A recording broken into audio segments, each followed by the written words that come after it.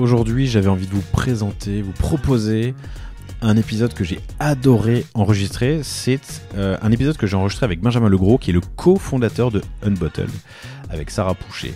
Unbottled, si vous ne connaissez pas, c'est une belle boîte qui a une mission formidable, c'est de libérer la salle de bain du plastique. C'est une vraie entreprise à mission. Un produit qui est génial, on va parler de distribution, on va parler de création de produits, on va parler de la galère d'entreprendre. Unbottled a fait 3 000 € le premier jour, le jour du lancement. Le troisième jour de lancement, ils ont fait une vente. Le pire jour de l'histoire d'Unbottled. Comment est-ce qu'on se relève, comment est-ce qu'on reste motivé après ça? On va parler de l'enjeu de savoir rester humble, de comment négocier avec Sephora un accord de distribution. Ce qui est intéressant aussi, c'est que Benjamin et Sarah ont décidé de s'associer sans forcément se connaître et ils ont passé plusieurs demi-journées dans une data room à se poser 100 questions pour mieux se connaître et savoir s'ils avaient envie de bosser ensemble. Bref, un épisode que j'ai adoré et j'espère que vous l'adorez aussi. Belle écoute.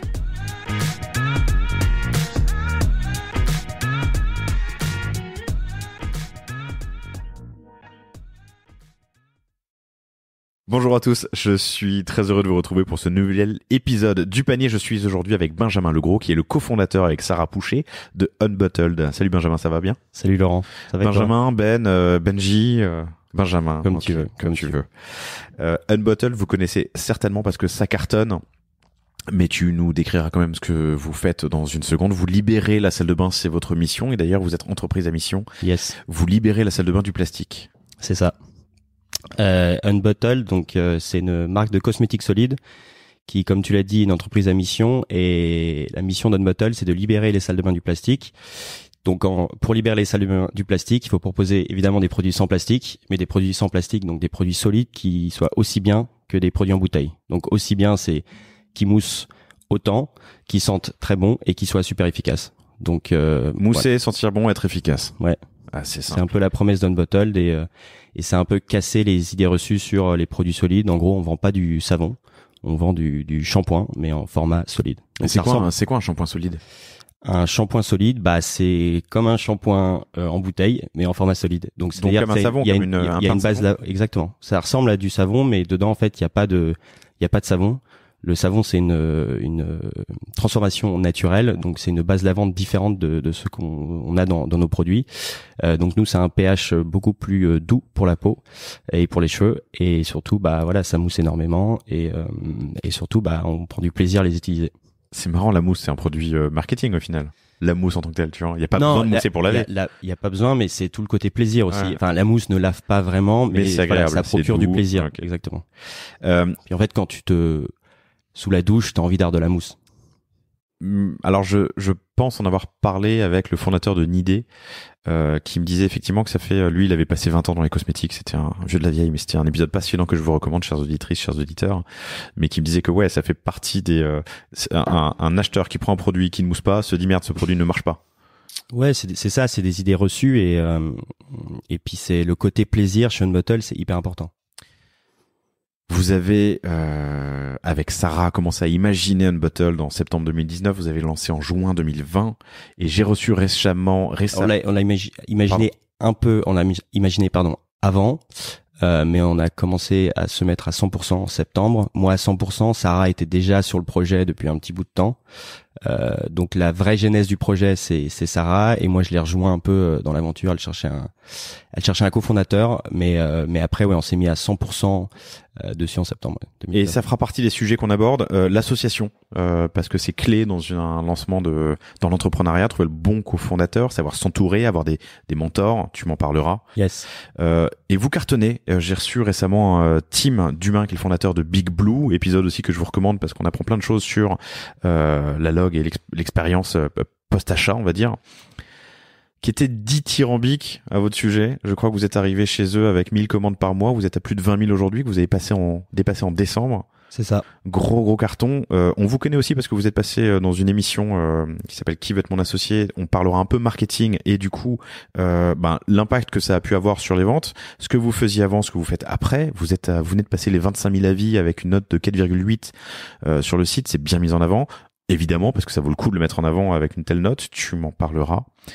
On parlera de la genèse. Vous aviez 3 produits au lancement que vous avez auto-financés. Vous avez mis 20 000 euros chacun. J'aimerais comprendre comment on se lance avec du coup 40 000 euros et peut-être un peu de dette, mais tu nous expliqueras. Et autre sujet qu'on abordera, c'est la distribution, puisque pour percer, eh bien, j'ai l'impression un passage obligé ou pas d'ailleurs, mais je te poserai la question et tu nous répondras. Et on terminera par une question qui n'est pas une question piège, mais une vraie question que j'aime bien poser en ce moment, c'est donc ça va faire en juin 2022 2 ans que vous avez lancé en live, mais presque 3 ans que vous y travaillez. Si tu remontais une marque consumer en 2022, quels seraient les principaux ingrédients de la recette ou les variables de l'équation? Bref, un épisode qui s'annonce passionnant. Ça fait quelques mois qu'on se parle. Je suis très heureux d'enregistrer parce que j'aime bien vos produits et c'est surtout un univers où il y a du monde. C'est en toute il y a du monde. Il y a du monde. En toute transparence, il y a plusieurs acteurs qui sont passés sur le panier. Il y a plusieurs acteurs. Ouais. Après, dans le monde de la cosmétique, il y a beaucoup de monde en règle générale. Et moi, je pense qu'il y a de la place pour tout le monde. C'est un marché énorme et c'est pas un marché winner take all. C'est un marché où il y aura toujours plusieurs acteurs. Il y aura des gens des acteurs qui vont coexister et nous on est sur des produits où on a 66 millions de Français qui se lavent quotidiennement, donc qui utilisent des produits d'hygiène et des produits de soins.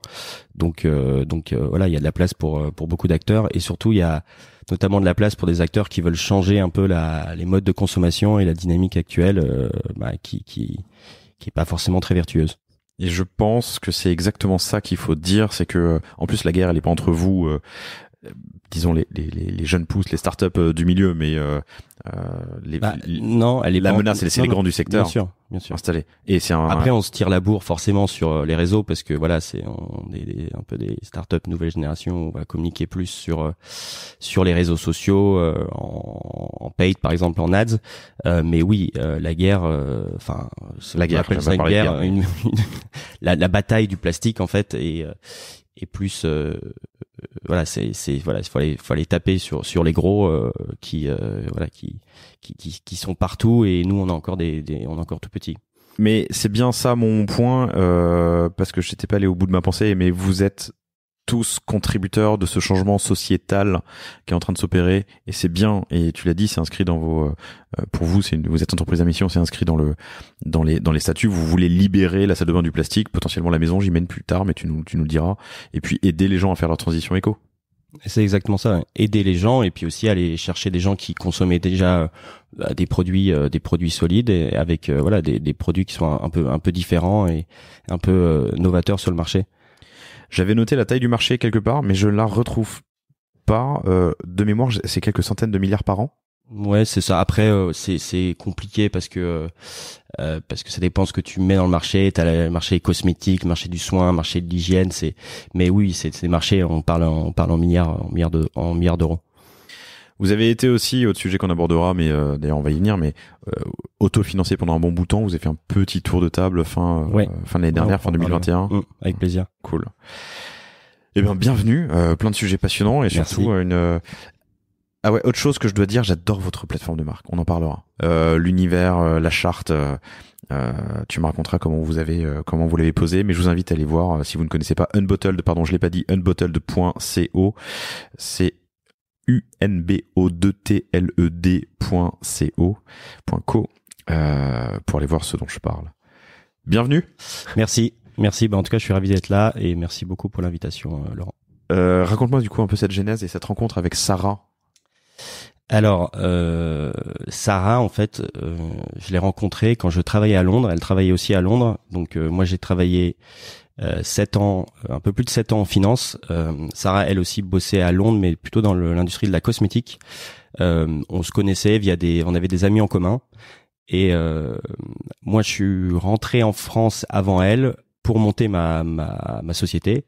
Donc j'ai eu un premier projet dont rien à voir, j'étais tout seul, c'était dans l'assurance, quelque chose qui a pas décollé, c'était du B2B qui a pas marché et surtout j'ai appris beaucoup de choses sur l'entrepreneuriat et surtout sur moi-même en me disant voilà, je veux monter une boîte, mais j'arrive pas à le faire tout seul, donc j'ai besoin de trouver quelqu'un. Et en fait, à l'époque, Sarah, elle vadrouillait un peu sur le continent américain. Elle avait un podcast, elle interviewait des entrepreneurs et elle cherchait une idée de boîte. Moi, j'ai écouté son podcast et j'ai repris contact. On s'est revus, on a bu des cafés et on s'est dit, on va lancer un projet ensemble.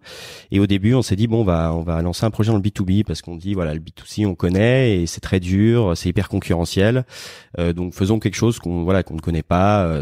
Classique, donc peut-être des projets SaaS où on a creusé pas mal de pistes. Et à un moment donné, on a rencontré des acteurs et puis surtout à un moment donné, on s'est regardé, on s'est dit, en fait, on n'y connaît rien en B2B. Faut aller faire quelque chose où on a une vraie valeur ajoutée, où on peut apporter vraiment une plus-value. Et en fait, Sarah, elle a bossé 6 ans dans l'industrie cosmétique. Elle a bossé pour des grands noms, Estée Lauder, L'Occitane, L'Oréal. Moi, j'étais en finance, donc en banque d'affaires, en fonds d'investissement. J'étais spécialisé dans les biens de consommation, donc j'ai vu pas mal de deals passer secteur de la cosmétique et de la beauté, donc c'est un secteur que j'aimais beaucoup. J'avais beaucoup d'affect pour ce marché. Et puis Sarah avait des hard skills en produits, développement produit, marketing, communication. Donc on s'est dit faisons ce qu'on sait faire. Donc on va lancer une marque de cosmétiques. Et puis un jour Sarah est venue me voir en disant je pense qu'on devrait lancer une marque de cosmétiques solide. Déjà c'est un projet qui a vachement de sens. Et puis il y a une opportunité là parce que c'est un marché qui est naissant. Il y a un acteur anglais qui s'appelle Lush qui est là-haut depuis une vingtaine d'années et qui a un peu inventé ce marché au UK.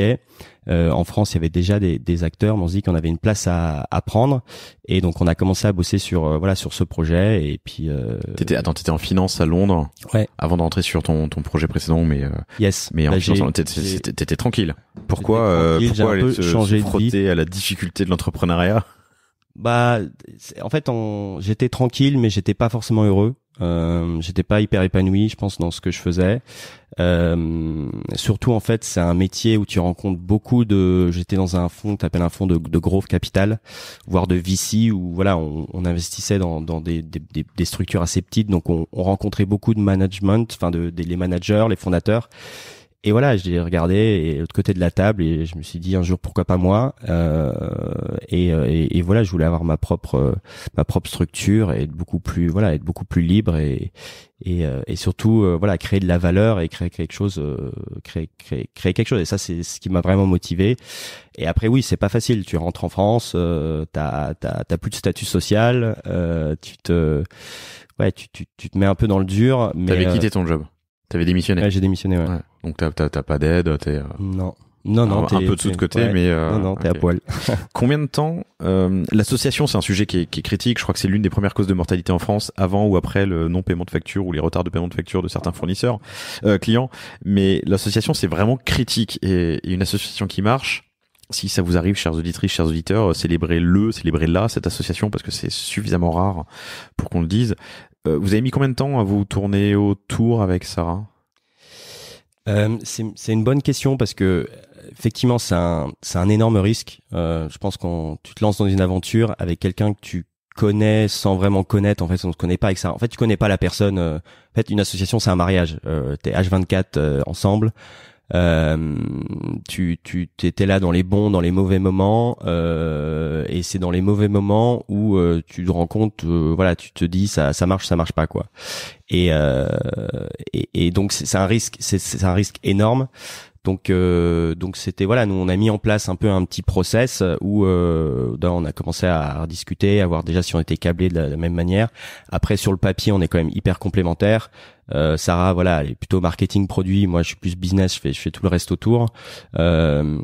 Et puis après ça c'est comme ça, mais en termes donc on parle de hard skills, en termes de soft skills, on a des personnalités quand même assez différentes. Donc ça aussi je pense que ça rentre en jeu. Et donc il y a des boîtes aujourd'hui qui naissent et qui font de l'étude scientifique de soft skills. Je pense à Goshaba par exemple, mais il y en a d'autres.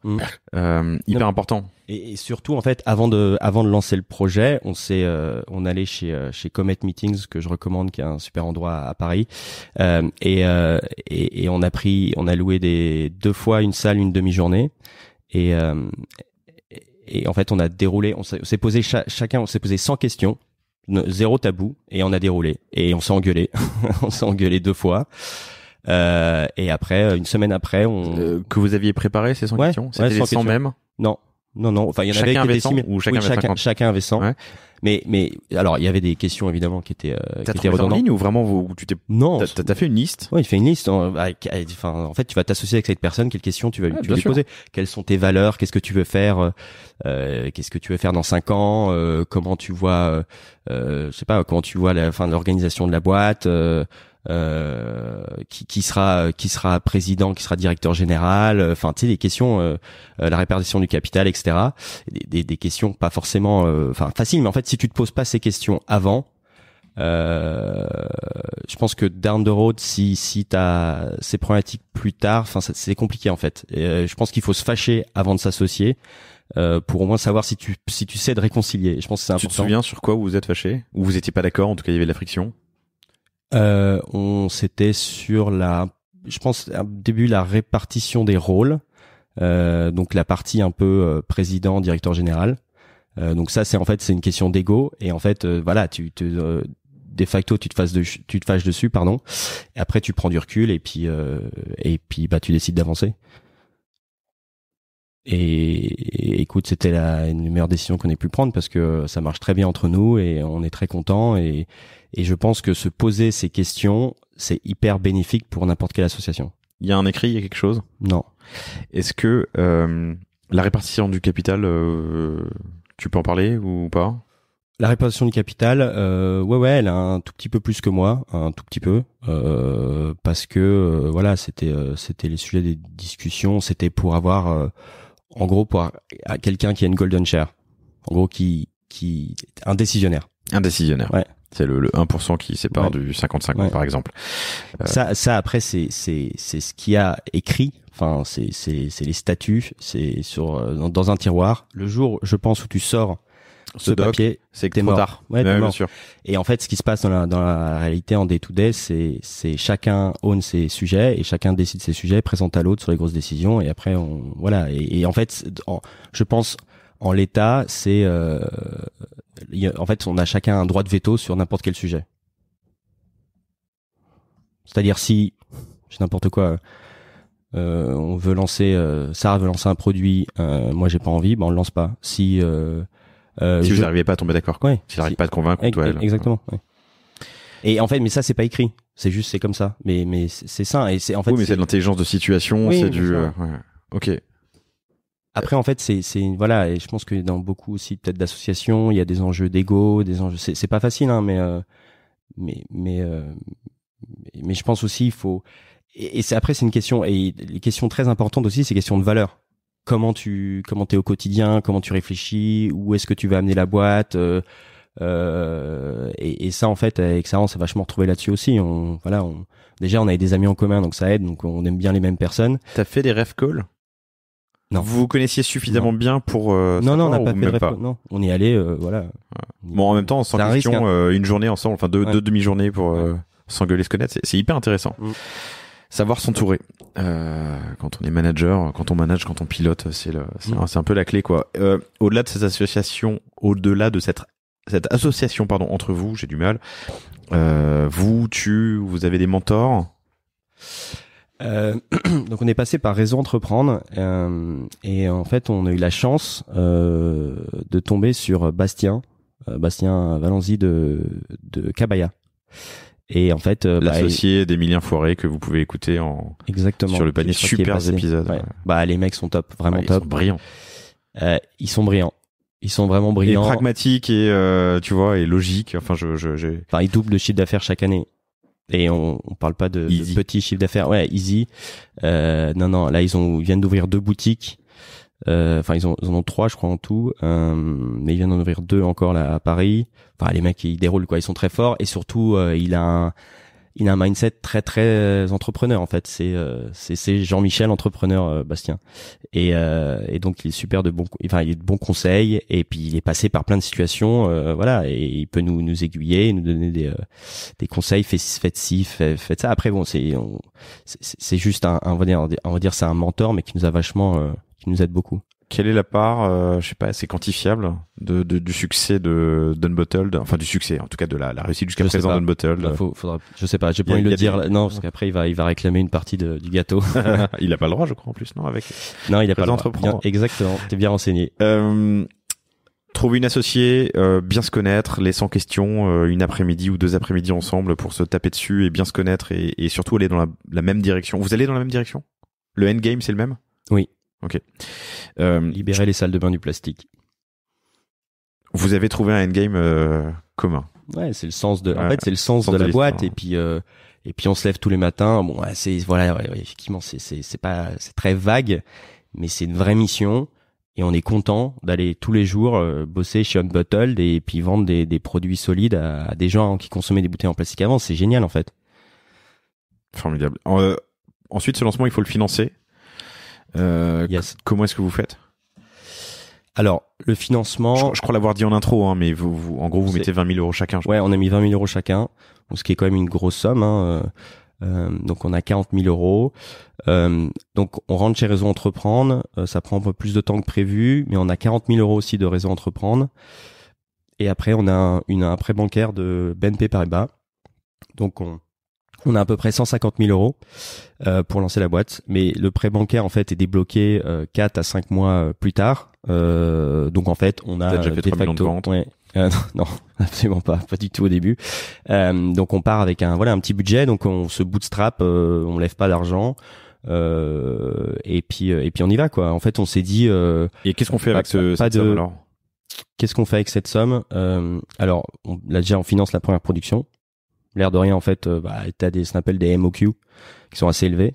Minimum quantity, hein, c'est ça, ouais, minimum c'est ça. Order quantity. Donc, tu peux pas aller, voilà, je veux 50 shampoings, 50 gel douche et 50 nettoyants visage, parce qu'on a lancé avec 3 produits. Un shampoing, un gel douche qu'on appelle un gel douche sans bouteille, et un nettoyant visage. Donc, tu finances la prod. On avait une designeuse qui nous a aidé sur le logo et déclinaison de la marque sur les supports, donc les packs par exemple. Après, on a quasiment tout fait en interne. Le brand book, la plateforme de marque, ça c'est le taf de Sarah qui l'avait déjà fait avant dans des jobs précédents, donc qui nous a sorti un brand book magnifique. On avait contacté des agences de branding et tout, mais en fait on a vu les devis, on n'a pas le budget en fait, donc on va le faire nous-mêmes.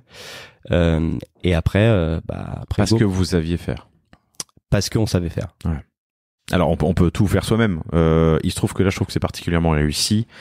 Et du coup, ça c'était un hard skill que Sarah avait. Et ça pour le coup c'était hyper important. Effectivement, on peut pas l'inventer. C'est pas un truc qui s'apprend sur des vidéos YouTube ou du moins c'est très compliqué. Donc ça effectivement ça a été un peu décisif pour je pense pour la marque, parce que on a investi zéro derrière la marque, on a investi zéro en fait là-dessus. On est toujours sur le même brand book qui a été créé il y a un peu plus de 2 ans et demi. Tu l'as dit, hein, il y a le mot marque dans ce que tu viens de dire, et ce brand book que vous réalisez en interne, sur lequel vous êtes depuis le début, c'est un asset ultra fort de la création de valeur aussi d'une marque consumer comme vous faites. Bien sûr. Non, mais bien sûr, c'est hyper important.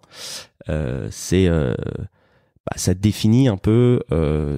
C'est ton fil directeur en fait de ta stratégie, de ton positionnement, comment tu t'adresses de ta com, comment tu t'adresses à tes clients et comment tu t'adresses au marché aussi. Donc ouais, c'est clé.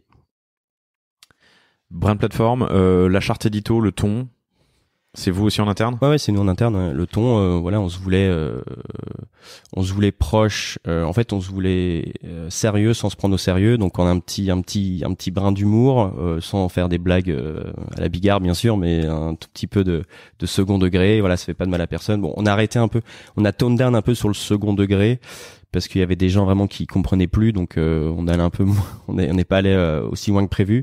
Ce qui est un problème de riche, parce que des gens qui comprennent plus, ça veut dire que tu touches un public qui est beaucoup plus large que votre micro. Oui, non, mais je sais pas, après, on avait peut-être un peu trop loin. Typiquement en bas de page, en bas d'email, on avait pour le bureau des plaintes, c'est par ici, et plainte, on l'écrivait P-L-A-I-N-T-H-E-S. Bref, bref. Et après on avait pas mal d'emails. Il y a une faute d'orthographe. Bon, bref, ok, la vanne est nulle, on la coupe. Mais en fait, non, et sérieux sans se prendre au sérieux, parce qu'on est aussi une marque de cosmétiques. Voilà, on est des produits qui s'appliquent sur la peau, sur les cheveux. On a des vrais bénéfices. Donc voilà, faut pas non plus faire n'importe quoi. Donc le ton, on vous voit les gens, bien sûr. On tutoie pas parce que on préférait garder aussi cette distance. Je trouve que c'est plus respectueux aussi vis-à-vis de nos clients. J'ai oublié ta question, mais non, je te demandais ce que vous aviez, si la charte édito vous l'aviez. Oui, tout ça, bien sûr, tout ça en interne. En fait, donc une free pour la partie. Bah, on sait pas faire. Déclinaison de la charte sur le logo. Ok. Bah, on n'a pas de licence InDesign, on sait pas s'en servir. Le site. Et le e-com. Et surtout cette free, elle est dingue. Donc on était très contents. Je donne pas son nom parce que j'aimerais moi aussi la contacter. En tout cas, ça doit se trouver. Et le site, pardon, dernier point. Le site. Donc vous êtes aujourd'hui sur Shopify, plus d'ailleurs. Ouais. Vous étiez sur Shopify dès le début. Oui. Et qui l'a fait? C'est nous. C'est nous. Sarah, nous, c'est toi en plus. Oui, nous. Enfin, avec Sarah, mais c'est là pour le coup le site c'était moi. En fait, donc oui. Et dans les 40 000 € aussi, il y a le premier shooting aussi qui coûte. J'en ai pas parlé, mais bon, ça coûte quand même un petit billet. Un bon shooting pack shot. Ouais. Bon, après on a bricolé avec des amis d'amis, etc. Mais bon, ça coûte quand même. Quand t'as 40 000 €, quand t'as déjà lancé ta prod, t'as plus grand chose derrière. Donc on disait bon bah faut vite vendre des produits. En fait, on s'est dit de toute façon le meilleur le meilleur euro généré, c'est celui qui est généré par tes ventes. C'est pas celui qui vient d'investisseurs ou qui vient d'ailleurs en fait. C'est donc on voulait on avait ce mindset là dès le début. Mais pour revenir sur le site c'est un Shopify parce qu'on m'a conseillé. Je connaissais rien, moi, je viens pas du tout de ce monde-là. On m'a conseillé d'être sur Shopify parce que c'était du no code. Et en fait, je suis rentré dessus et j'ai acheté un thème un peu au pif. Et j'étais très frustré parce que je pouvais rien faire sur le thème. C'était en plus à l'époque Shopify, tu pouvais pas faire grand chose. Typiquement, on avait une police, même une Google Font que je pouvais pas installer sur le thème. Donc j'étais là, c'est pas possible en fait. Si on n'a même pas notre police sur le site, ça marche pas. Et donc j'ai demandé à un ami de montrer un peu comment ça marchait derrière le front, un peu rentrer dans le code. Et puis de fil en aiguille, il m'a un peu expliqué. Et puis après c'était des tutos YouTube, j'en ai bouffé. Et puis après c'est des nuits entières à passer, à tester des trucs. Et puis après je suis devenu un pseudo développeur amateur. Je pense que mon code est tout pourri et il y a plein de répétitions et mon site est hyper lent, mais il tourne et surtout j'ai pu faire ce que je voulais. Donc c'est l'essentiel. Et ouais, on a fait plein de modifs.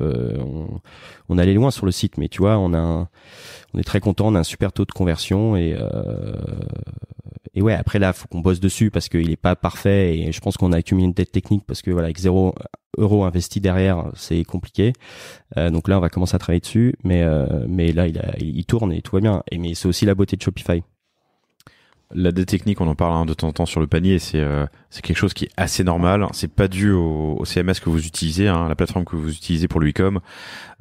C'est d'ajouter, d'enlever des patchs, de faire des modifs. Au bout d'1 an, 2 ans, 3 ans, 4 ans, on peut avoir un truc qui se traîne un peu, qui a l'impression d'être de tenir par des bouts de ficelle. C'est assez standard, quoi. Ça arrive. Ouais, et puis il tourne. Puis ouais, je pense que tant qu'il tourne, tout va bien. Mais il va continuer à tourner. Mais c'est juste que derrière, s'il y a des projets dans l'international, et puis surtout, je suis le seul à pouvoir. J'ai personne qui m'aide en fait sur le site. Je suis le seul à pouvoir changer quelque chose sur le site parce que c'est le code que j'ai créé. Il faut aller la plupart des choses sont en dur, donc faut que j'aille trouver l'asset, etc. Et en fait, si je fais monter quelqu'un qui n'est pas dev dans l'équipe, je serai toujours le seul à pouvoir modifier le site. Donc en fait, l'idée c'est quand même le templatiser pour pouvoir quelqu'un qui arrive et qui est pas dev pour pouvoir t'aider à updater les fiches produits, aller updater les pages, etc. Donc c'est aussi il y a un enjeu derrière de se structurer et voilà, il est temps en année 2 de commencer à penser à la suite. Donc c'est pour ça que je parlais de dette technique aussi là-dessus. Je le dis pas à l'antenne. Ah mince, je suis en train de le faire. Mais ouais, la web perf en plus en mobile, elle elle est pas terrible. Et un invité récemment. Merci beaucoup, Laurent. Ça fait plaisir. C'est bonheur. Zéro bullshit sur ce podcast. Un invité récemment me disait qu'en améliorant la web perf mobile de son site, il avait fait progresser le taux de TRO, le taux de transfo, on va dire. Alors par dixième de points à chaque fois, oui, mais bon, clairement. Ça y avait participé, quoi. Bah, moi, je viens pas de ce monde-là et j'ai développé le site sur desktop. Ce qui est en fait une hérésie. Là, je vois Laurent me regarder avec des yeux, mais qu'est-ce que tu fais? C'est une hérésie. En fait, le site, il se développe sur mobile. Et après, il s'adapte sur desktop. Ça dépend. Bah, moi, enfin, du moins, notre site. Répond-il par politesse? Oui. Notre site, c'est, voilà, 80% du trafic, c'est du mobile. Et on voit bien, le taux de conversion sur desktop est très élevé, mais parce que, voilà, c'est un site desktop. De toute façon, quoi qu'il arrive, il sera toujours plus élevé. Et mobile, il est bien, mais il pourrait être 100 fois mieux, je pense. 2 dernières questions, puis on passe à cette belle phase d'accélération que vous avez connue. Merde, j'en ai oublié une. Le nom et oui, le business model. Unbottled, j'adore le nom et j'adore votre logo. Et pardon, c'est pas de la, c'est sincère. C'est pas facile en français. Unbottled, ouais. On l'a souvent. C'est pas facile, mais Häagen-Dazs. C'est pas facile non plus. Ouais, c'est pas les mêmes moyens. Oui, non, bien sûr, mais bon, l'ambition. 40 000 euros, je sais pas combien de millions ils ont eu pour lancer la marque, hein. Non. Qui est faite à Brooklyn, qui est pas du tout faite en Hollande. Enfin, c'est génial, Häagen-Dazs, mais. Non, mais c'est aussi un nom qui s'exporte. Après, voilà, toi, sur le site, il y a du Made in France partout, parce qu'il y a des gens qui nous demandaient, c'est Made in France, cette marque? Ouais. Mais oui. Mais après, en fait, voilà, ça veut dire ce que ça veut dire. Et ça, je trouve, c'est la force de la marque, c'est que, voilà, une bottled, ok, c'est 100 bouteilles. Donne. Ok, vous l'avez testé? Insight utilisateur? Non, c'était libre et c'était bien. Exactement. Bon, mais parfois il faut suivre. On a regardé si effectivement on pouvait acheter le nom de domaine, s'il était déposé, etc. Mais oui, non, mais tu l'as pas testé avec l'utilisateur final. En fait, focus group, on n'a rien fait. Non. Super. Dernière question, c'est le modèle dans cet univers. Alors il y a eu plein d'acteurs qui sont, pas plein. Il y a eu quelques acteurs qui sont passés sur le panier. Il y a plein de modèles différents, de l'abonnement, du one shot, de l'abonnement à la demande. Donc c'est un mix des deux. Quel est votre modèle et pourquoi ce modèle? On fait pas d'abonnement. Nous, c'est, on va dire un site classique e-commerce où t'achètes. Après, on propose des bundles où en fait, par exemple, si t'achètes 3 shampoings, t'as à peu près plus de 10% de réduction sur tes 3 shampoings. Donc, l'idée, c'est d'augmenter le panier moyen grâce au bundle. L'abonnement, on le fait pas. Déjà parce que, voilà, j'étais tout seul sur le sujet. J'ai commencé à regarder. Et puis, en fait, c'est hyper complexe à mettre en place. C'était une usine à gaz et puis j'avais pas le temps. Après, voilà, on aurait pu prendre quelqu'un qui nous aide, mais surtout, je pense que l'abonnement, nous, on a des produits quand même maintenant très différents et en fait qui se consomment pas à la même vitesse. Donc, je pense que voilà, je suis pas sûr que ce soit très pertinent pour une bottle l'abonnement pour l'instant. Après, ça veut pas dire qu'on le fera jamais. Il faut tester comme tout, mais voilà, pour l'instant, c'était pas une prio. On a un beau taux de repeat qui se situe à peu près entre 40% là, ces 3 premiers mois. Donc 40% de la base qui rachète à peu près tous les mois, donc c'est plutôt fair. Après bon, j'ai pas vraiment les chiffres de marché, mais nous on est content là-dessus. On a des belles cohortes, on a une belle LTV, donc on s'est pas vraiment penché dessus à 100%, et je suis même pas sûr qu'on le fera parce que et je sais pas si pour nos produits en termes d'expérience client ça soit dingue. Ok, hyper intéressant. Donc là on arrive en juin 2020, vous lancez. Yes. Et accélération incroyable puisque fin 2000.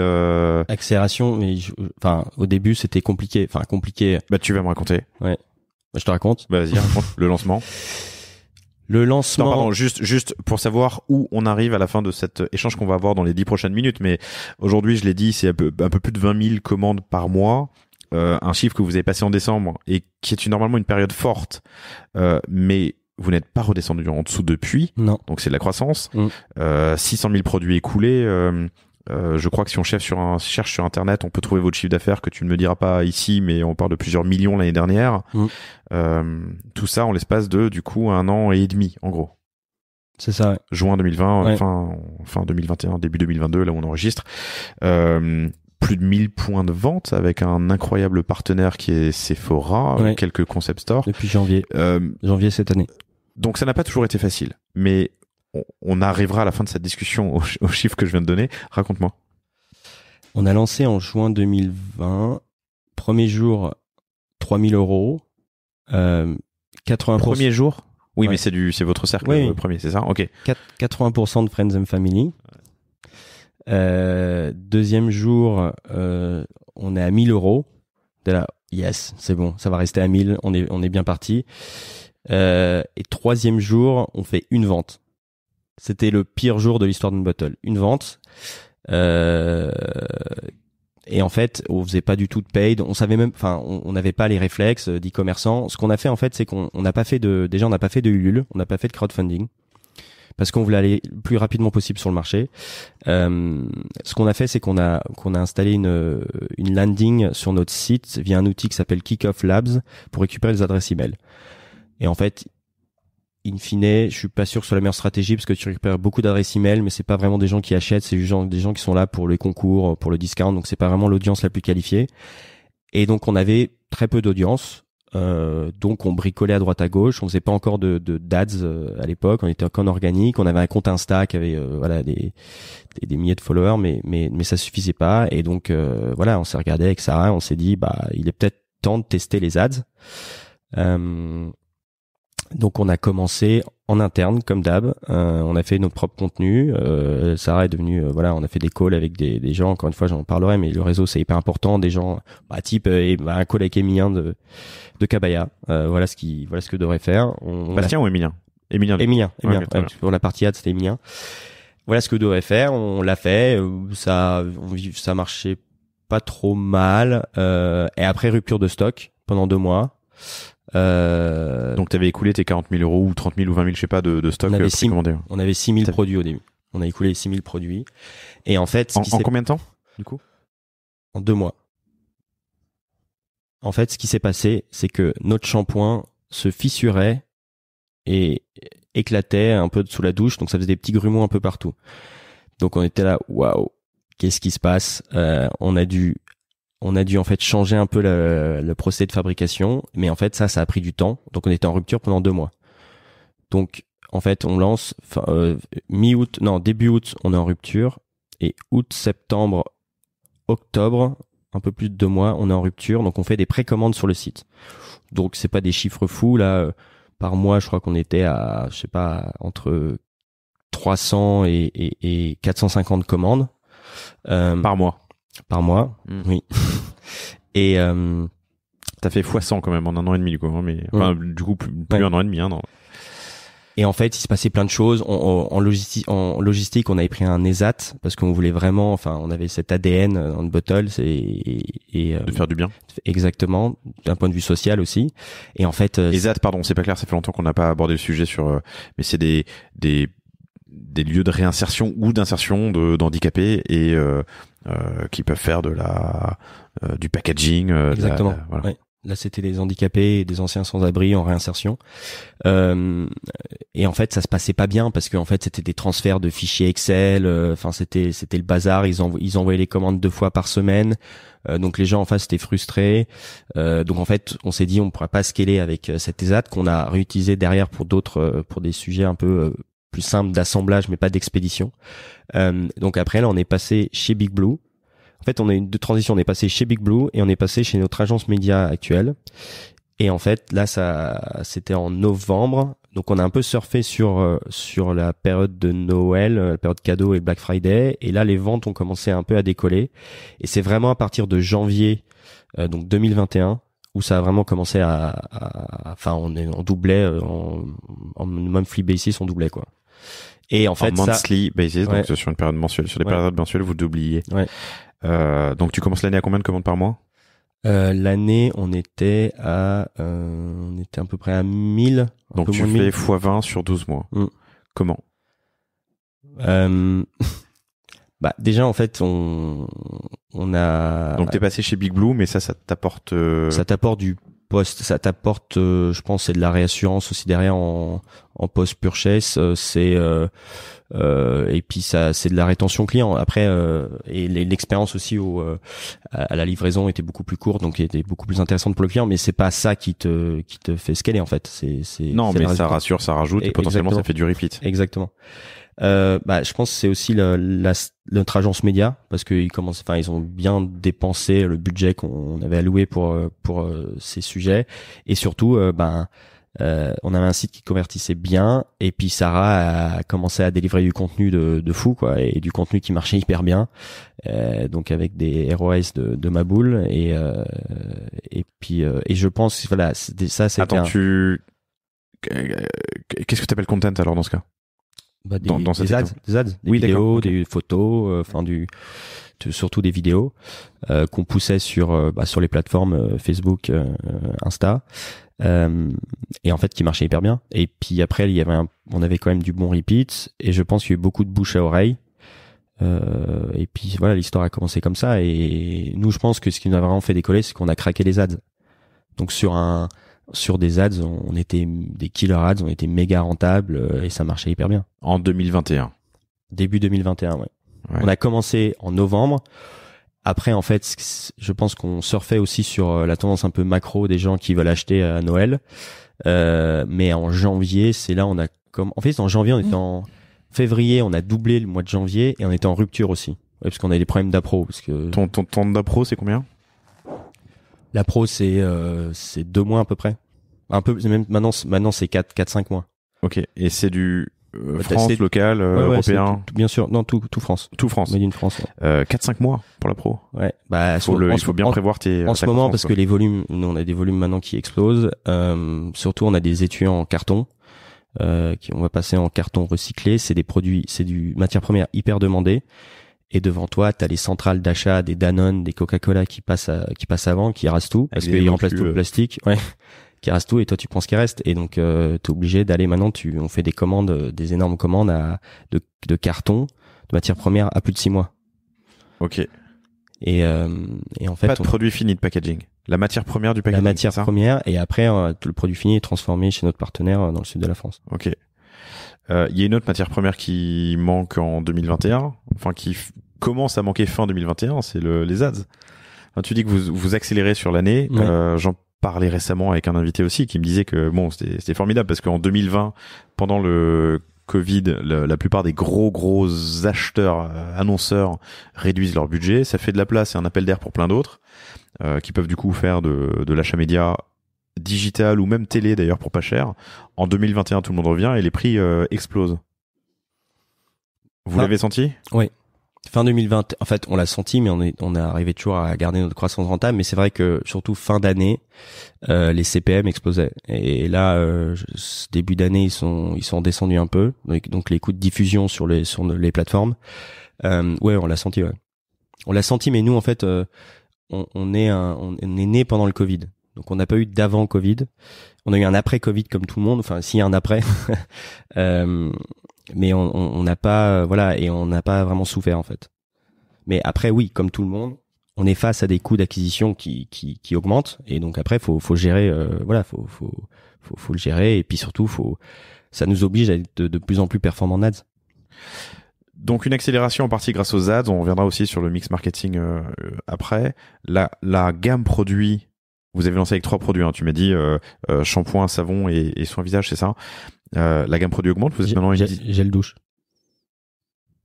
T'as dit shampoing, savon, soin visage. C'est pas un savon, c'est un gel douche. Il y a pas de savon sans savon. C'est pour ça qu'on l'appelait gel douche. En gros, il est aussi crémeux, aussi onctueux qu'un gel douche. Mais il est dur. Oui. Oui, d'accord. Mais si tu vulgarises, c'est un savon. Pardon, autant pour moi. Donc shampoing, gel douche, dur et soin visage. Aujourd'hui, il y a plus d'une dizaine de produits. Il y a aussi des mix, les packs famille. Enfin, il y a plein de choses qui n'étaient pas là au début. Raconte-moi cette évolution produit et comment est-ce que vous vous inspirez pour savoir quelle nouvelle ligne ou offre lancer? C'est les clients qui nous demandent. Et nous, on répond un peu à la demande, on fait des sondages, et puis après, voilà, on a aussi des intuitions fortes, type, en fait, on propose des shampoings, donc on doit proposer un après-shampoing. Tout le monde l'a demandé, donc on l'a lancé là au mois de mars, l'après-shampoing. On a mis hyper longtemps à le sortir parce que on était hyper exigeant sur la formule et la fabrication, c'était une tannée. Mais là, on l'a sorti et on a fait un lancement de ma boule en une journée, on a vendu 5000 pièces. Donc là, on est d'après shampoing. Ouais. J'ai du mal à imaginer comment tu fais un après-shampoing solide. Dans le shampoing, je peux comprendre, mais l'après-shampoing, il y a tellement de, je sais pas, moi Ah, c'est compliqué. C'est pour ça qu'on a mis autant de temps à le sortir. Ok.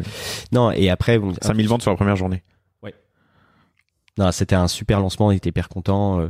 Les gens l'attendaient vraiment et surtout, on a un taux de repeat. Enfin, c'était nos clients qui l'attendaient. Donc et en fait, on parle beaucoup quand ça a décollé, c'est les ads, c'est effectivement c'est la stratégie, c'est le site. Mais en fait, on oublie de parler on a parlé de la marque et on oublie de parler d'une chose, c'est les produits en fait. Et les gens, pourquoi on a fait cette journée record lancement après shampoing?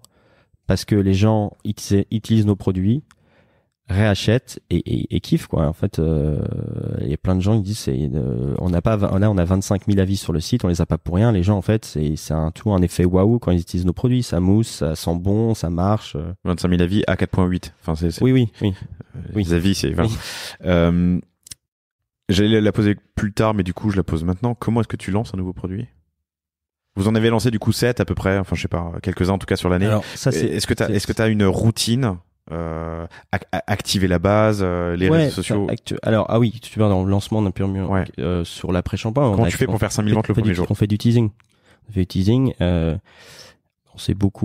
a beaucoup rigolé avec Thomas d'Email Club qui est passé ici, donc il nous a vachement aidé sur ce lancement.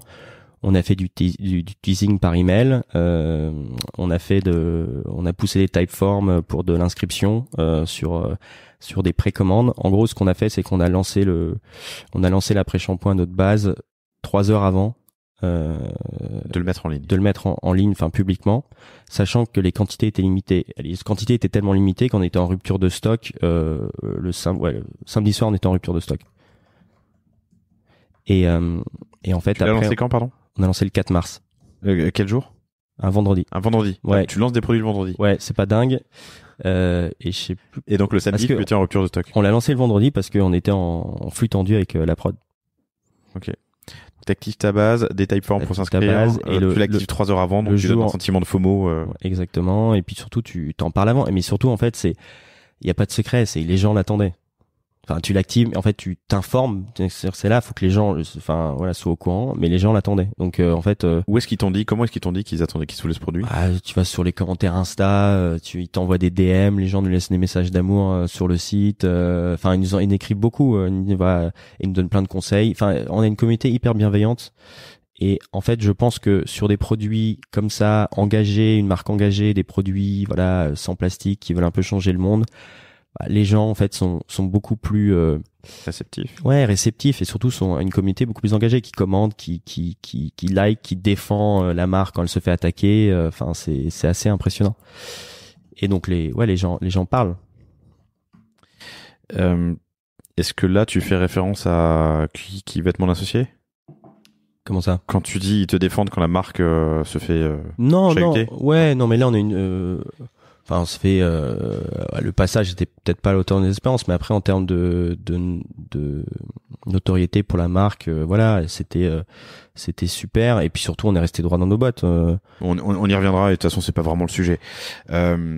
Donc, de l'accélération via de l'achat d'ads, des super assets pour les campagnes que Sarah produit, une gamme produit qui s'étoffe et qui permet d'animer ta communauté.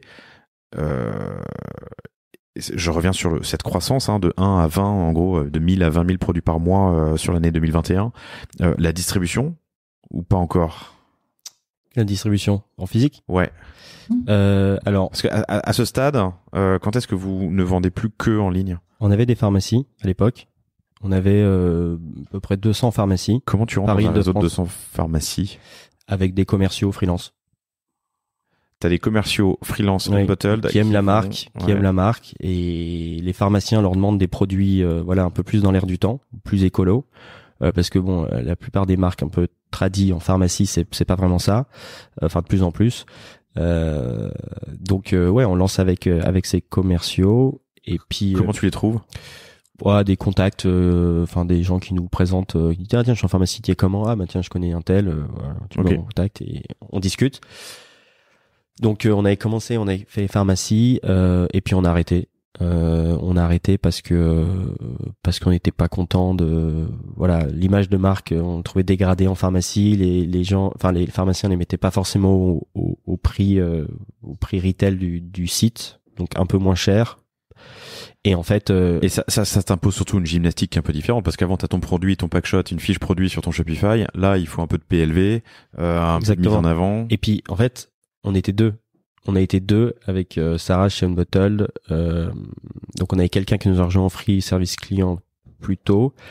Mais première embauche, c'était fin d'année l'année dernière. Donc fin 2021. Fin 2021. Ouais, une personne. Donc on était deux et en fait c'était ingérable et c'est pour ça qu'on avait des commerciaux en free et en fait ce qu'il faut faire, enfin moi je pense qu'il faut faire en pharmacie, c'est au-delà de prendre de la place, d'avoir une super PLV, c'est d'animer les points de vente et d'avoir ta propre force commerciale qui visite les points de vente et ouais, et donc on n'était pas prêt, on n'était pas équipé et donc on s'est dit voilà, le plus important encore une fois, c'est la marque, c'est l'image de marque et c'est aussi de pas flouer nos clients. T'as les clients qui entraient en pharmacie, ils voient le shampoing 20% moins cher. Non mais ça c'est pas dingue. Donc voilà, on a commencé un peu là-dessus avec les pharmacies.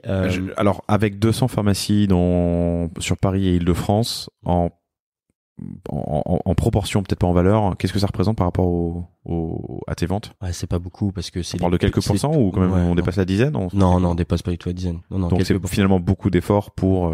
En fait, en soi, c'est pas beaucoup d'efforts parce que on produit une PLV et après les commerciaux tournent, ils envoient la commande. Moi, j'envoie la commande à Big Blue les livre, donne. Mais en fait, c'est pas ce qu'il faut faire, hein, mais c'est ce qu'on faisait. Mais donc en soi, c'était pas beaucoup d'efforts, mais c'était pas dingue pour la marque. Ok. Donc vous abandonnez ça. Donc on arrête. L'idée c'est pas d'arrêter définitivement, mais on a expliqué, voilà, on aurait dû y aller un peu mieux préparé. Et en parallèle, on discute déjà avec Sephora. Courant 2021, c'est ça? Oui. Ouais. Pour un lancement janvier 2022. On est le 7 avril quand on enregistre. Vous écouterez cet épisode le 22, donc ça fait 4 mois que c'est lancé, ou que en tout cas que c'est lancé. Tu peux nous parler un peu de cette sans rentrer dans le détail, j'imagine que tu as signé des NDA, mais pardon, NDA c'est Non-Disclosure Agreement, c'est un accord de confidentialité, un contrat de confidentialité, c'est ça. Comment tu discutes avec Sephora et comment tu rentres chez Sephora et pourquoi d'ailleurs Sephora? C'est marrant parce que je crois que la genèse, c'est quelqu'un qui travaille chez Sephora nous découvre en pharmacie, adore le produit, on prend contact et là. Pardon, je suis obligé de faire une pause, mais putain, on oublie de parler du facteur chance dans la réussite des startups ou de l'alignement d'étoiles par moment et de savoir écouter tous ces signaux un peu faibles. Mais faut parler de soi, il faut pas hésiter à s'ouvrir. Je pense que le facteur chance est extrêmement important et c'est pour ça qu'il faut toujours rester, je pense, super humble. Parce que exactement. Et quand tu dis comment vous avez réussi, il y a aussi une grande part de facteur chance. Et puis surtout, voilà, c'est pas fini. Et pour l'instant, moi, j'estime, et puis avec Sarah, c'est pareil. On te disait tout à l'heure, nous, hyper exigeants, et on estime, enfin, pour l'instant, on n'a rien fait en fait. La marque, notre mission, c'est de libérer les salles de bain du plastique. Et il faut qu'on continue. Et il faut qu'on aille dans beaucoup plus de salles de bain. Donc oui, je pense qu'il faut rester hyper humble avec ce qu'on a réussi à faire. Toujours est-il qu'une personne de chez Sephora découvre vos produits dans une pharmacie, donc ça a servi à ça au final, au moins. Non, mais après les pharmacies, c'était une belle aventure aussi, mais voilà, il faut le faire pour se tromper, et puis ceux qui font rien ne se trompent jamais. Mais donc Sephora, Sephora, donc voilà, on commence à discuter avec eux, ils nous contactent, on discute, et puis à un moment donné, ils nous proposent ce lancement et qui est juste inespéré pour nous et qui est dingue et qui est acceptable. Oui, bien sûr. Parce que t'as une négo, non, mais sur ton Céline. Oui, on a une négo, on négocie et oui, qui est acceptable. Après, c'était la question, c'est comment, voilà, la stratégie long terme de la marque, voilà, est-ce que prolongeons sur 2022 et sur le retail et sur le wholesale. Exactement, et c'est aussi quelle direction on veut prendre en termes de marque. Est-ce qu'on veut prendre une direction, voilà, Sephora entre guillemets mastige, donc vulgariser les produits solides, aller là où en fait où les gens achètent et surtout proposer des alternatives au plastique là où en fait il y a beaucoup de, enfin c'est un peu le temple du plastique en cosmétique chez Sephora.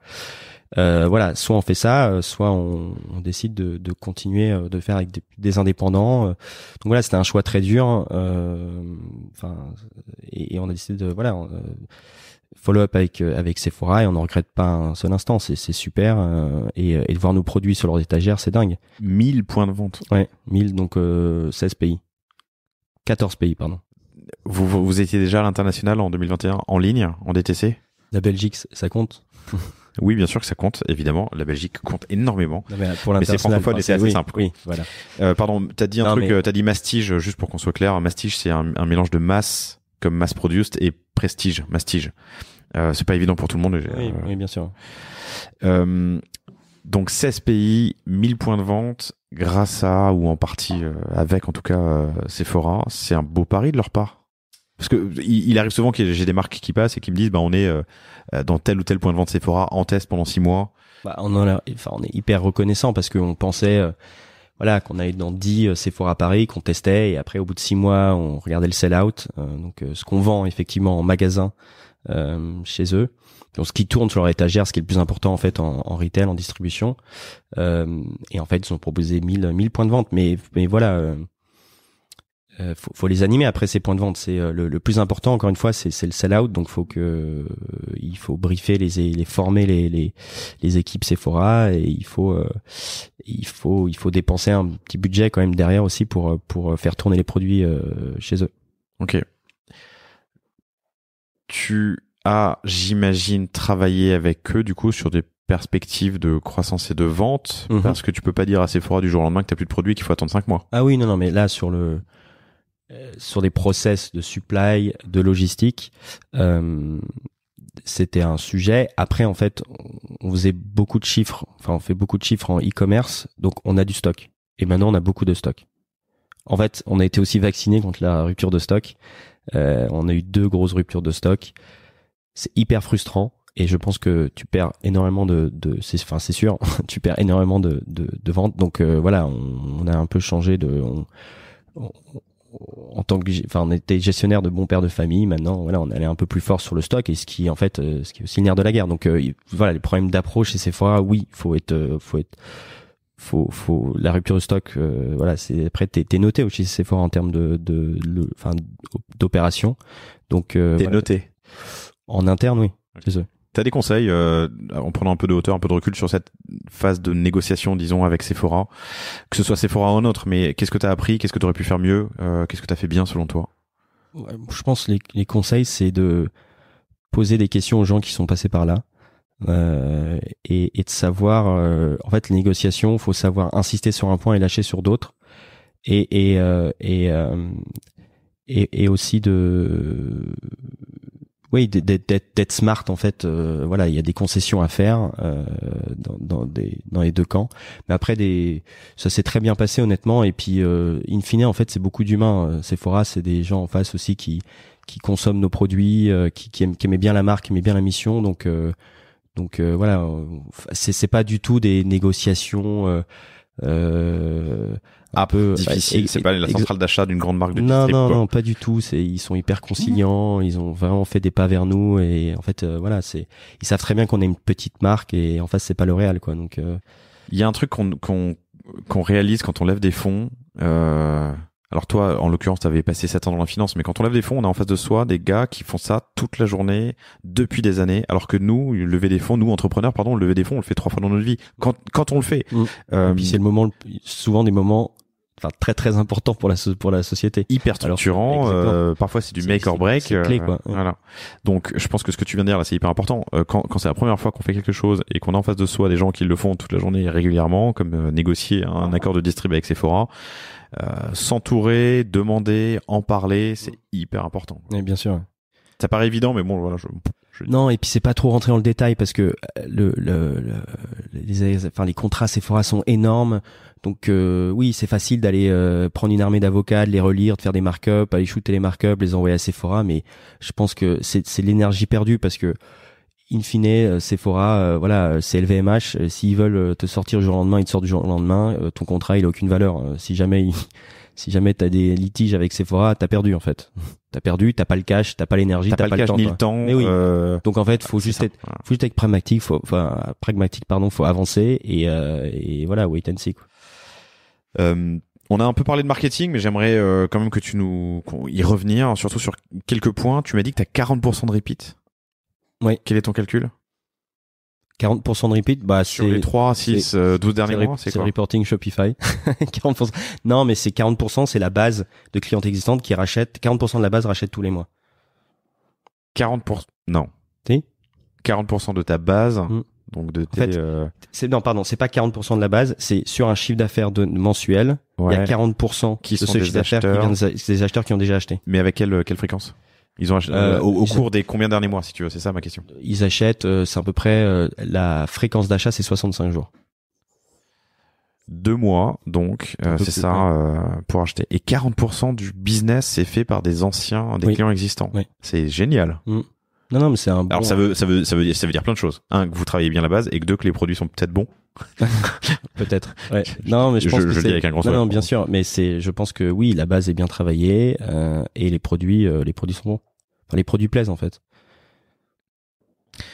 Je t'ai posé la question tout à l'heure de comment lancer un nouveau produit. J'aimerais comprendre un peu le mix aujourd'hui entre content en earned, en paid, en pushed. Et puis j'aimerais aussi que tu me parles un peu de l'impact qu'a eu votre passage, avec Sarah, qui veut être mon associé. Le mix aujourd'hui, c'est quoi et quels sont les principaux leviers? Les leviers, déjà on travaille, on en a parlé un peu, on fait du paid, des ads. Donc on est plutôt Facebook, Insta, on est un peu on commence aussi à pousser pas mal sur Google. On travaille aussi notre base CRM, donc l'emailing. Je crois que c'est Thomas qui disait ici, si t'as pas 30% de tes revenus, via ta base CRM, t'es une buse. Donc on n'est pas encore à 30%. Hors micro, il a pas dit buse. Donc oui. Donc on va y arriver. Après, il y a de l'organique, il y a du bouche-oreille. On a un referral programme aussi sur le site. Donc voilà, c'est que tu gères en interne ou tu utilises un outil? Non, on utilise un outil qui est Conjure de référal, qui est pas mal pour un outil tout fait, Shopify, sur Shopify qui se plug assez facilement. Et là, on commence l'influence. Donc vient de commencer. Et puis c'est early stage, donc c'est trop tôt pour dire si ça marche pas. Mais pour l'instant, tout seul ou avec une plateforme? Non, tout seul. Ok. Non, on a quelqu'un en interne maintenant qu'on a embauché qui gère l'influence. De toute façon, tu me l'as dit au début de cet entretien et pendant la préparation, mais d'abord apprendre à faire avant de déléguer, quoi. Exactement. Donc de l'influence. On l'avait déjà fait. Évidemment, on faisait déjà de l'influence avant. Là, je pars de l'influence paid. Donc avec plutôt des macros. Mais donc on commence et on verra ce que ça donne. Et sur le contenu SEO ou blog ou autre? En fait, le site, encore une fois, c'est moi qui l'ai fait. Et au début, évidemment, j'ai regardé je me suis vachement renseigné sur le SEO et je sais, voilà, toutes les écueils techniques que le site peut avoir. Et typiquement, sur pas mal de pages, on n'a pas de balise H1, on n'a pas de title, on n'a rien. Donc en fait là le SEO il est un peu zéro. Sur certains articles de blog qu'on a mis en place, là pour le coup ils sont bien structurés techniquement, on rank pas mal, mais il n'y a pas de vraie stratégie SEO et on est en train de mettre ça en place là. Et le social media? Social media, ouais, on a presque 70 000 followers sur Insta, géré de main de maître par Sarah et ses équipes là maintenant. C'est qui attends, pardon, j'aurais dû poser cette question en premier, mais excusez-moi, je parle vite, chers auditrices, chers auditeurs, j'espère que vous m'en excuserez. Faut que je perde cette habitude ou pas d'ailleurs, mais qui est le persona? Qui achète du Unbottled? Persona, c'est 95% des femmes qui achètent pas que pour elles, aussi pour la famille. Pour la famille. Ouais. C'est 25-45 avec une prédominance 35-45 et c'est quelqu'un qui n'habite pas forcément à Paris et qui est concerné par l'écologie, of course. Ok. Et du coup sur le social media, pour y revenir, Instagram, vous êtes à 70 000 followers. Comment est-ce que vous l'abordez? C'est fait en interne? Ouais, alors ça je peux pas, c'est pas moi qui m'en occupe, c'est Sarah et oui, elle l'aborde, c'est une machine de guerre dessus. Elle a itérer énormément de contenu au début, regarder le taux d'engagement et on surveille, enfin je sais qu'elle surveille de manière très très régulière, quotidienne, les taux d'engagement pour voir les posts qui marchent pas et en tire des leçons et puis elle adapte son contenu. Et l'asset est fait en interne? Tout est fait en interne. Les assets. Ouais. Donc les vidéos, c'est vous. Oui. C'est bien, c'est quali. Alors il y a là on commence à bosser avec quelques agences pour tester. Tu peux nous donner leur nom? Ouais, on travaille avec Com, K-O-M, sur quelques supports. Et après, honnêtement, il faudrait que t'invites Sarah si tu veux vraiment diguer sur ce sujet. On fera un catch-up avec vous deux et vous me raconterez comment ce sera passé l'année 2022. Avec plaisir. Super. Dernier point. Alors ça, c'est ma curiosité de fanboy, mais vous êtes passé il y a quelques mois dans une émission qui s'appelle Qui veut être mon associé, qui est une émission de pitch de start-up. Vous avez eu une proposition que vous n'avez pas acceptée, mais le sujet qui m'intéresse, c'est l'effet que ça a eu et comment vous vous êtes préparé. On s'est préparé comment à cet effet. Hein. Ouais, on s'est préparé. Déjà, on est Shopify Plus, donc Shopify Plus nativement absorbe des pics de charge énormes. Je sais plus comment c'était de panier par seconde, enfin bref, c'était des pics de charge monstrueux, type tous les drops que font les gros sites de sneakers aux US sur Shopify Plus, et il y a pas de problème, les serveurs ne pètent pas. Donc déjà ça c'est rassurant. Évidemment, j'étais en contact avec une équipe Shopify juste pour les prévenir qu'il y a un gros pic. Il y a effectivement eu un énorme pic. On est passé devant 2 millions de personnes, donc de facto, t'as quand même des gens qui se connectent et qui vont voir un peu ce que tu fais. Et puis après, en termes de conversion, c'était une belle soirée. Ouais. Une belle soirée. Ouais, une belle soirée. Non, une belle soirée, mais qui après il faut c'est un one-off, mais et surtout derrière on a vu aussi donc il y a l'effet immédiat sur le site, mais après il y a l'effet noto. Donc après on discute avec des banques, je vous ai vu dans Qui fait ton associé, la discussion est tout de suite beaucoup plus facile. Et voilà, et puis après d'un point de vue personnel, c'est hyper marrant de passer à la télé, de se voir à la télé. Ça doit être dur. Hein. Ouais, mais le tournage, j'ai l'impression d'aller tourner Top Chef en fait. Je pense qu'on avait demandé de faire une mayonnaise et de sortir un poulet au citron. Je pense que c'était quasiment le même plateau. Et non, mais l'expérience c'était très marrant et les investisseurs sont très sympas, l'équipe est très gentille. Après c'est de la télé quoi. Mais pour une jeune marque comme nous, la télé c'est le Graal absolu. Donc c'est passé début janvier 2022, ça faisait 1 an et demi que vous existiez, enfin que vous vendiez. Ça a été tourné quand? Ça a été tourné au mois d'avril. Donc presque 1 an plus tôt. Ouais. Et ça faisait même pas 1 an que vous existiez. Ouais. Et comment t'as fait? Comment ça? Pardon pour être choisi, comment est-ce qu'on vous cherche? On a pas en fait, quand t'es une start-up, ton LinkedIn maintenant c'est que des posts de start-upers. Tu vois passer une inscription pour le casting. Donc évidemment, on s'inscrit, on passe des entretiens, on passe des tours, on envoie des produits, on explique ce qu'on veut faire sur le plateau, et puis après t'es choisi ou t'es pas choisi, et c'est la prod qui décide quoi. Et tu tournes en avril 2021. Ouais. Et t'as postulé quand? Tu t'en souviens à peu près? Je crois que c'était fin d'année d'avant, donc en 2020, fin 2020. Donc en gros, il se passe 1 an à peu près entre le moment où tu postules et le moment où t'es diffusé. Oui, ça oui. Ok, intéressant. Ça en fait et t'as aucune notion de temporalité en fait quand tu regardes en tant que téléspectateur, donc c'est pas trop quand ça a été tourné. Bon là en fait on nous voyait avec nos manteaux et tout, donc mais bon on était au mois de janvier, donc ouais, in fine en fait et je pense que beaucoup de gens pensent que c'est tourné en fait la veille ou l'avant-veille quoi. Et donc faut aussi adapter la com à ces problématiques là en fait, parce que c'est il faut quand tu présentes te dire que ça passera 1 an et demi plus tard, donc 1 an plus tard pardon, donc projeter peut-être des ok. Et puis c'est sur des sujets de fond qui sont quand même hyper importants pour on en parlait tout à l'heure, mais une levée de fonds, voilà, ça structure une société, et puis surtout nous on est une entreprise à mission.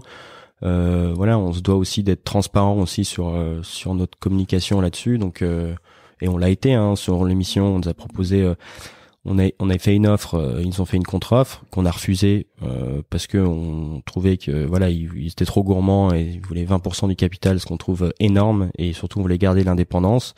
Et derrière, on a fait une levée, voilà, en friends and family, avec des gros business angels, des gens voilà qui sont engagés, type on est 2 fondateurs de Back Market qui sont à bord, et voilà, c'est top pour nous parce que c'est aussi des gens qui essayent de changer la manière de consommer, et c'est des gens aussi qui sont passés par voilà, c'est une histoire incroyable, une success story formidable, et donc qui peuvent aussi success story. Ouais. Oui, pardon.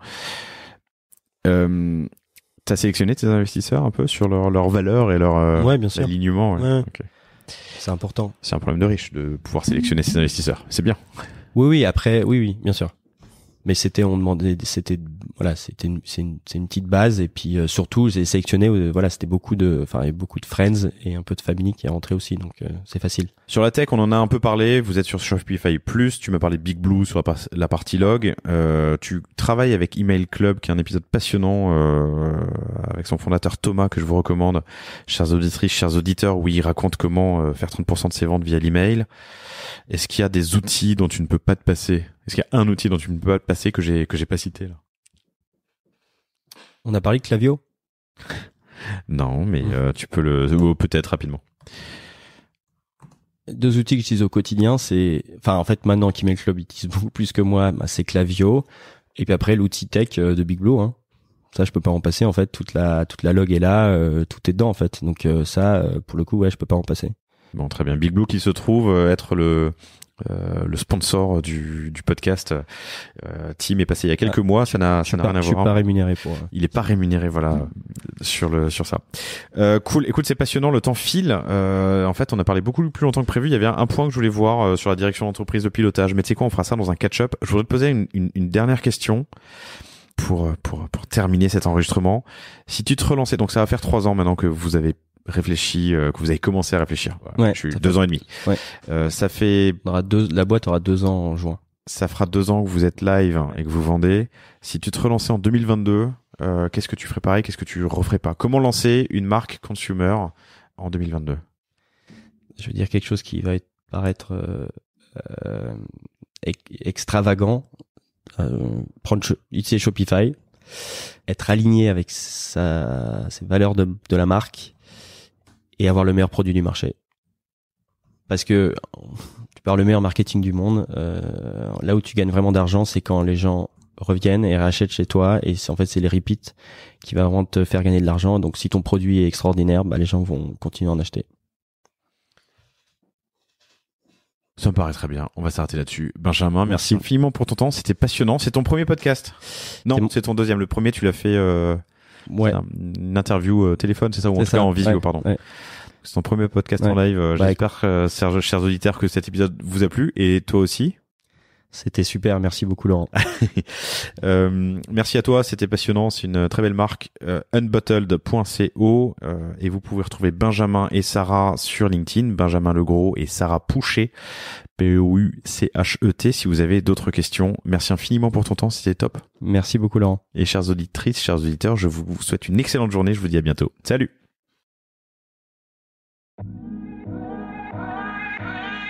Merci d'avoir écouté cet épisode du panier jusqu'au bout, j'espère qu'il vous a plu. Si c'est le cas, abonnez-vous pour ne rater aucun épisode, parlez-en autour de vous, et surtout laissez-moi une note et un commentaire 5 étoiles sur Apple Podcast.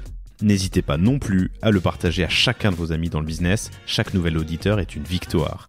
Si vous avez besoin de lancer ou refondre votre site internet, de créer un Shopify ou un WooCommerce, de performer avec une stratégie de contenu efficace, n'hésitez pas à me contacter à l'adresse lepanier@cosavostra.com. On se fera un plaisir de vous répondre. Et enfin, et surtout, inscrivez-vous à la newsletter du panier sur lepanier.io. À bientôt pour un prochain épisode.